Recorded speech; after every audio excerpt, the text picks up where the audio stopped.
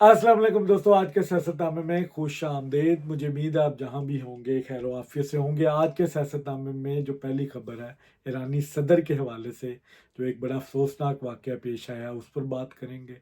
फिर मोहसिन अख्तर कियानी और आईएसआई का खड़ाक चल रहा है, एक बड़ा ज़बरदस्त मैच चल रहा है 1-1, इस पर भी बात करेंगे। फिर फाइज ईसा साहब ने 9 नाम जुडिशल कमीशन को भेजे हैं। 3 की अपॉइंटमेंट सुप्रीम कोर्ट में होनी है, 3 सीटें खाली हैं। किन के नाम फाइनल हो सकते हैं, कुछ नाम मेरे पास आए हैं, वो आपके सामने रखूंगा। और मरीम नवाज ने एक बड़ा ज़बरदस्त खड़ाक किया पंजाब में, इस पर भी बात करेंगे। तो सबसे पहले ईरानी सदर के हवाले से, जो एक तकरीब के लिए गए थे, 100 किलोमीटर दूर है वो तेहरान से, और वापसी पर हेलीकॉप्टर को एक हादसा पेश आता है जो मौसम की खराबी की वजह से कहा जा रहा है। और उसके बाद 24 घंटे के अंदर अंदर उसको ट्रेस आउट किया जाता है। उस हेलीकॉप्टर के मलबे तक पहुंच जाती हैं उनकी फोर्सेस, और जितनी बॉडीज़ थी वो जल गई। शिनाख्त नहीं हो सकती बॉडीज़ की, लेकिन उसमें कंफर्म किया गया कि ईरानी सदर मौजूद थे, इब्राहिमी रईसी वज़ीर ख़ारजा थे, उसमें मुकामी गवर्नर भी मौजूद थे उसी हेलीकॉप्टर में। इन सब की डेथ हो गई है। बहुत स्पेकुलेशंस हुई, लेकिन ईरानी मीडिया के अंदर कोई स्पेकुलेशन नहीं हुई, ऑथेंटिक न्यूज़ उन्होंने दी। और जिसमें इसराइल का जिक्र आ रहा था कि शायद वो इन्वॉल्व है, इसराइल ने बिल्कुल डिनाई किया। ये एक हादसाती मौत थी। पूरा पाकिस्तान इस पे सोगवार है। पाकिस्तानी हुकूमत की तरफ से भी सेंटिमेंटल नोट्स दिए गए हैं। उनका कुछ अर्सा पहले दौरा था, बड़ा कामयाब दौरा था पाकिस्तान का। पाकिस्तान को बड़ी कदर की निगाह से देखता है ईरान को, और बड़े लॉन्ग टर्म रिलेशंस है पाकिस्तान और ईरान के। बड़ा सोगवारी वाला माहौल है पाकिस्तान में भी। अल्लाह ताला इनको गुरीक रहमत करे, उनके दर्जात बुलंद करे, उनकी कब्र की मंजिलें आसान करे। और पाकिस्तान इस दुख की घड़ी में ईरानी कौम के साथ है। अब नायब सदर जो है वो ईरान के बाकी मामला संभालेंगे। 50 दिन के बाद उनका कॉन्स्टिट्यूशन कहता है कि वो सदर वो अपॉइंट होगा, इलेक्शन के ज़रिए होता है, किस तरह होता है ये अब उनका प्रोसेस है। लेकिन एक बड़ा अफसोसनाक वाक़या है। बहुत बड़े लीडर थे और बड़ी डेवलपमेंट्स थी उनकी ईरान के हवाले से। और इंटरनेशनली तौर पर उनका बड़ा नाम था। मुस्लिम कम्युनिटी को एक वन यूनिट बनाने की उन्होंने बात की। तो उनकी काफ़ी कंट्रीब्यूशन है ईरान के हवाले से। तो एक बड़ा मुश्किल वक्त है ईरानी गवर्नमेंट के लिए, उनके अवाम के लिए। अल्लाह ताला उनको सब्र दे। आज की जो दूसरी खबर है वो है मोहसिन अख्तर कियानी और आईएसआई का बड़ा ज़बरदस्त मैच चल रहा है। पोइट है फरहाद, जो कि गायब हो जाते हैं, और मोहसिन अख्तर कियानी नोटिस जारी कर देते हैं। उनकी फैमिली इल्ज़ाम लगाती है कि उनको आईएसआई ने उठाया। अब मोहसिन अख्तर कियानी कहते हैं जी आईएसआई के सेक्टर कमांडर को बुलाएं और उससे पूछें। एसएसपी ऑपरेशंस कहते हैं कि उन्होंने ज़िमनी बयान जमा कराया कि वो इसमें बिल्कुल इन्वॉल्व नहीं है, उनका कोई तल्लक ही कोई नहीं है। मोहसिन अख्तर कहते हैं कि अब हम वजारत दाखिला को, जो वजीर जो सेक्रेटरी है, सेक्रेटरी दिफा को, सेक्रेटरी दाखिला को, फिर उसके बाद प्राइम मिनिस्टर को अब हम बुलाएंगे। अब ये इतने आज उन्होंने हीटेड रिमार्क्स दिए हैं, अगर मैं आपको बताऊं तो आप हैरान रह जाएंगे। ये वो जज हैं जो कहते हैं हम आईएसआई के जेरे, आईएसआई हमें प्रेशराइज करती है। ये सारा हवाल मैं आज आपको आज की हेयरिंग का बताता हूँ कि उनकी आज 3 बजे का टाइम दिया जाता है कि गवर्नमेंट जवाब दे। एडिशनल अटॉर्नी जनरल जवाब देते हैं, आईएसआई से रबता होता है हाईएस्ट लेवल पे, वो जवाब देते हैं। आईएसआई डिनाई करी कि हमारे पास इस तरह का कोई बंदा है ही नहीं। अब उनकी मिसेज और उनके वकील कहते हैं कि हमारा रबता उनसे हुआ है, फरहाद साहब से, उन्होंने हमसे बात की है। और आईएसआई की तरफ से जो बज़ाहिर जो लोग शो कर रहे हैं उनको कि वो आईएसआई के लोग हैं जिन्होंने उठाया है, वो कह रहे हैं हम मुकदमा वापस ले लें, हम फरहाद को छोड़ देंगे। मुकदमा ये वापस लेते नहीं है और वो कहते हैं इसी वजह से हमारी डील कैंसिल हो जाती है, हम उन पर ट्रस्ट नहीं करते क्योंकि हम मुकदमा लेने की दरख्वास्त करते हैं लेकिन वो कुछ चीज़ें कहते हैं कि आप कहें कि हम वो खुद ही गए थे और वो वापस आ गए हैं तो हम मुकदमा वापस ले लेते हैं। इस तरह की को वो बात करते हैं, उनकी बात भी करवाई जाती है उनकी मिसिस से, उनके बच्चों से। बज़ाहिर वो ये शो कर रहे हैं कि वो आईएसआई के लोग थे, लेकिन आईएसआई जब हुकूमत एडिशनल अटॉर्नी जनरल ने हुकूमत से पूछा है, रब्ता किया गया तो हाईएस्ट लेवल पे इसको कहा गया कि आईएसआई के पास इस तरह का कोई बंदा मौजूद ही नहीं है, ना है, ना उन्होंने उठाया। इस चीज़ से हमारा लेना देना ही कोई नहीं है। अब मोहसिन अख्तर कियानी वहाँ पे कहते हैं ये सेक्टर कमांडर चीज़ क्या है आईएसआई का, ये कर्नल लेवल का है और इसकी औकात क्या है, इस तरह की बातें की हैं। 18वें ग्रेड का अफसर है, ये क्या चांद पे बैठा हुआ है, इसको आप क्यों नहीं, इससे बयान क्यों नहीं ले रहे, इसको बुला क्यों नहीं रहे। और काफ़ी बरहम हुए और फिर हुकूमत पे भी उन्होंने बरमी का इजहार किया कि पूरी कैबिनेट को बुलाऊंगा, सेक्रेटरी दाखिला, सेक्रेटरी दिफा को, सबको मैं बुलाऊंगा, पूछूंगा ये क्या मजाक बनाया हुआ है। मुंह से उनके झाग निकल रही थी, काफ़ी एग्रेशन उन्होंने शो किया।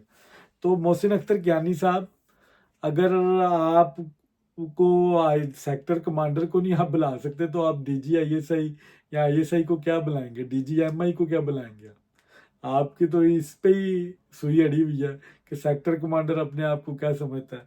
आज फिर आजम नजीर तारड़ साहब मैदान में आते हैं और वो जवाब देते हैं, आर्टिकल 248 की बात करते हैं कि आप सेक्रेटरीज को और जो कैबिनेट मेंबर्स हैं उनको आप बुला नहीं सकते अदालतों में। ये 248 की इसलिए बात की है और अदालत को उन्होंने कहा है, तनबीह की है कि आप अपने दायरा इख्तियार में आइन कानून की बात करें। ये हफ्सा बेजा के केस में आप कैबिनेट को किस तरह बुला सकते हैं। रियासत से आप पूछ सकते हैं, रियासत इसका जवाब दे रही है कि आईएसआई इसमें इन्वॉल्व नहीं है, आप बजिद हैं, क्या आप साबित करें कि आईएसआई इन्वॉल्व है, आपके पास कोई रिपोर्ट है तो उसकी बेसिस पे आप इल्ज़ामात लगाएं। आप खाली इल्ज़ाम लगा के उनको बुलाने की दावतें दे रहे हैं कि आगे जवाब दें, बाकी लोग मौजूद हैं अदालत में। अब हर चीज़ का इल्ज़ाम आप आईएसआई पे डाल रहे हैं। आपके ठीक है पहले कुछ टर्म्स होंगे, जो टर्म्स अब ब्रीच हुए हैं, आपको अपना कोई ज़ाती गुस्सा है, आप आईएसआई का आप 6 जजेस ने लेटर पे नाम भी लिख दिया कि उनकी तरफ से मुदाखलत होती है, पहले होती होगी, अब वो नहीं कर रहे तो अब भी आपको महसूस हो रहा है कि वो मुदाखलत करें। आपके अपने ऊपर एलिगेशन है, करप्शन के इल्ज़ाम हैं, आप समझते हैं कि वो आईएसआई लगा रही है आपके ऊपर, आप उसका गुस्सा निकाल रहे हैं, गवर्नमेंट को टफ टाइम देने की कोशिश कर रहे हैं। आप अपनी डोमेन में रहे, आप आइन कानून की बात करें, गवर्नमेंट को अपनी उनकी डोमेन में रहने दें। आप क्यों एक दूसरे के ऊपर ओवरलैपिंग कर रहे हैं, जिसकी वजह से माहौल कशीदा हो रहा है। और मोहसिन अख्तर कियानी इसको मोर हीटेड कर रहे हैं जो जो ये दिन गुजर रहे हैं। कभी 3 बजे का टाइम, कभी कल उसको बुलाओ, उसका जवाब दो, उससे लेके आओ, और ये जिस तरह की ये बातें कर रहे हैं जैसे इनको पेट शोर है कि आईएसआई ने उनको उठाया और आईएसआई के पास है बंदा बंदा हाजिर करें। आप नामालूम बाकी जो लोग हैं उनकी भी आप लिस्टें मंगवा रहे हैं और आप अपनी ज़ाती खुंदक निकाल रहे हैं आईएसआई के साथ। एक आईएसआई एक गवर्नमेंट का झेली इदारा है, आप गवर्नमेंट जो जवाब दे रही है आपको कैटेगोरिकली रिटर्न दे रही है कि हमने ना इस बंदे को उठाया, ना हमारा लेना ना देना। ये पोइट फरहाद वो हैं, जब कश्मीर में राइट्स हो रहे थे, जलाओ गलाओ हो रहा था, इन्होंने वीडियोस लगाई और इन्होंने बड़ा उस कंपेन को में अपना कंधा दिया, उठाया उस चीज़ को, गवर्नमेंट को भी लान तान किया। और अब इनको कोई लापता हो गए हैं, कोई उठा के ले गया, उनकी फैमिली है बजिद है कि आईएसआई ने उनको उठाया है। आईएसआई के पास अब यही काम रह गया और कोई काम ही कोई नहीं है। ठीक है माजी में करते रहे होंगे, मैं इस चीज़ को डिनाइल नहीं कर रहा, लेकिन आपके पास कोई सबूत भी तो होने चाहिए ना। अगर आपने सेक्टर कमांडर को या डीजी आईएसआई को या डीजीएमआई को बुलाना है तो कुछ सबूत रखेंगे, उसकी बिना पर आप बुला सकते हैं ना। ऐसे तो वो आए दिन अदालत के कहने पे नहीं आ सकते। और मेरा ख्याल है आर्मी एक्ट में उनको लाओ भी नहीं है इस तरह जाना, सिविल मैटर के अंदर आप उनको उनसे जवाब मांग रहे हैं। हुकूमत जवाब दे रही है, हुकूमत ने पूछा उनसे, वो कह रहे हैं हमारा कोई लेना देना नहीं। अब ये मोहसिन अख्तर कियानी साहब चाहते हैं इसमें और थोड़ा जोश आए और वो काफ़ी चीज़ों को इन्वॉल्व करना चाहते हैं इस केस में। देखते हैं क्या होता है। ये एक अजीब सा मामला बनता जा रहा है। मुझे लग रहा है ये मज़ीद इसमें शिद्दत आएगी।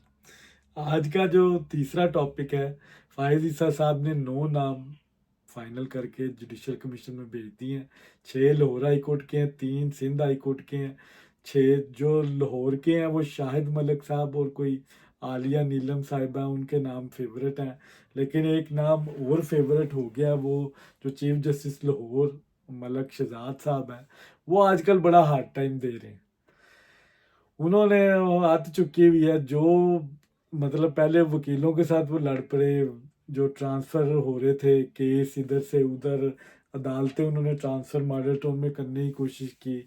काफ़ी उस पर उन्होंने अपना स्ट्रॉन्ग रिएक्शन शो किया। और फिर हुकूमत के भी कुछ मामला, हुकूमत भी उनसे कोई खुश नहीं है, तो हुकूमत तो मेरा ख्याल है पक्का कहेगी कि इस बंदे को सुप्रीम कोर्ट ले जाओ। पंजाब हुकूमत के साथ उनके चल रही है। आज भी एक हेयरिंग थी एटीसी के हवाले से कि आप जजेस अपॉइंट नहीं कर रहे। हुकूमत ने आज जवाब दे दिया है कि बिल्कुल हमें कोई इतराज़ नहीं, जो नाम आपने दिए हैं हमें उस पर कोई इतराज़ नहीं। और उस पर अटॉर्नी जनरल साहब ने कहा जो पहला, जो अब कैबिनेट मीटिंग है उसमें पहला एजेंडा ये इन्हीं के हवाले से है। लेकिन मलिक शहजाद साहब कहते हैं मरीम नवाज़ को बुला लूँगा अगर उन्होंने ये मसला हल ना किया, जजेस अपॉइंट ना किए। तो बड़े मामला कशीदा है। तो मुझे लगता है मलिक शहजाद साहब चले जाएंगे सुप्रीम कोर्ट। और 2 नाम और फेवरेट है, शाहिद मलिक साहब और आलिया नीलम। इन दोनों का भी नाम आ रहा है, क्रेडिबल जजेस हैं, सीनियोरिटी पे हैं ये भी थोड़ा, इनका भी नाम आ रहा है, ये भी हो सकते हैं। तीनों में से 2 नाम ये होंगे।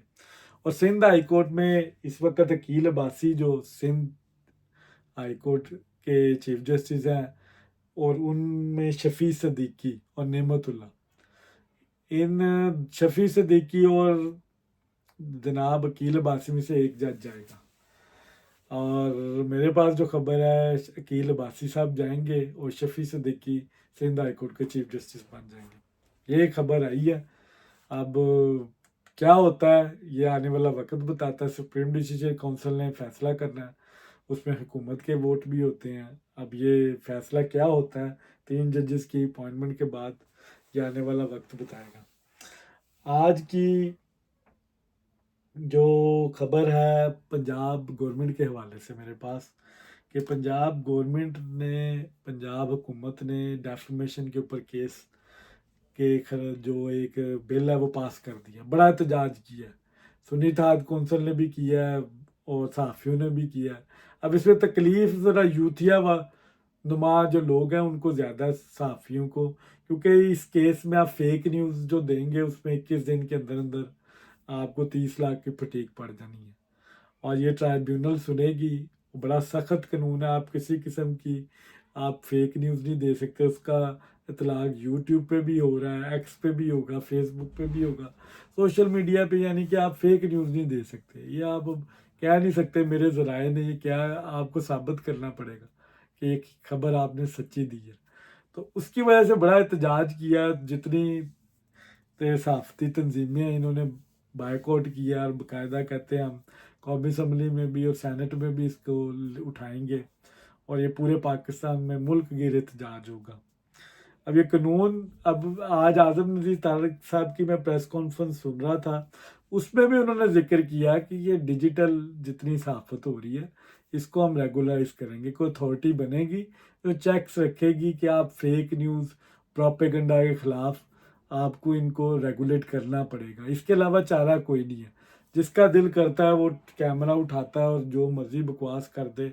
और जो मुल्क से बाहर लोग बैठे हुए हैं जिनका पाकिस्तान से लेना देना नहीं है, वो उस खबर को उठाते हैं और उसकी पाकिस्तान की तजलील शुरू हो जाती है। तो ये एक अच्छी पॉजिटिव चीज़ है। मरीम नवाज़ ने बड़ा अच्छा इकदाम किया है। पंजाब से इसका आगाज़ हुआ है। इसको वाकई कानून का हिस्सा बनना चाहिए। जो लोग झूठी खबरें देते हैं, प्रोपेगेंडा करते हैं, रियासत का नाम बदनाम करने की कोशिश करते हैं, उनको वाकई कटेरे में आना चाहिए।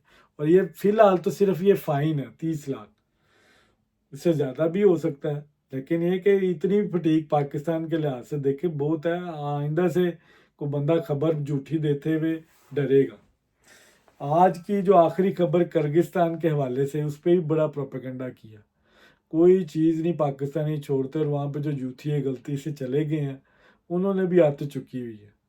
बहरहाल पाकिस्तान ने स्पेशल फ़्लाइट्स भेजी हैं, लोग वापस आ रहे हैं, 500 से ज़्यादा तलबा वापस आ गए हैं, और हालात तकरीबन नॉर्मल हैं उधर। किसी किस्म की कोई डेथ कैजुअल्टीज नहीं हुई। पुरानी वीडियोस इधर उधर से पकड़ पकड़ के वो डाल देते हैं कि फलाना मारने आ गया हॉस्टल में, ये वो अजीब अजीब। क्योंकि सोशल मीडिया का दौर है, पाकिस्तान के खिलाफ कोई भी प्रोपेगेंडा ना उसको उठाओ, पाकिस्तान की गवर्नमेंट को लान तान करो, सागदार को रगड़ो। सागदार साहब को एक कसूर है, सागदार से पूछ के गए थे ये लोग। इमरान खान के दौर में भी यही स्टूडेंट्स चीखते थे तब, जब कोरोना का टाइम था, इनको वहाँ पे रोटी नहीं मिल रही थी, ये चीखे थे, लेकिन इमरान खान ने कोई बात नहीं इनकी सुनी। आज ये वही यूथिया नुमा पाकिस्तान से बाहर जाते हैं, ये आज़ाद अपने आप को तस्वर करने लग जाते हैं, हम आज़ाद हैं, हम जो मर्जी करें, और पाकिस्तान की जितनी बदनामी हम कर सकते हैं करें। ये अच्छा शौर इमरान खान साहब ने इनको दिया है।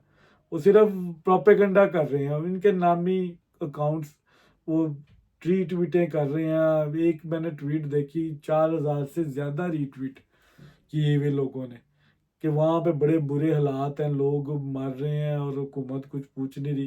प्रोटेस्ट हो रहे हैं, एम्बेसी के बाहर प्रोटेस्ट हो रहे हैं, उससे हसन जैगम से लोग पूछ रहे हैं कि तू क्या इधर कर रहा है, और गालियाँ निकाल रहे हैं उधर।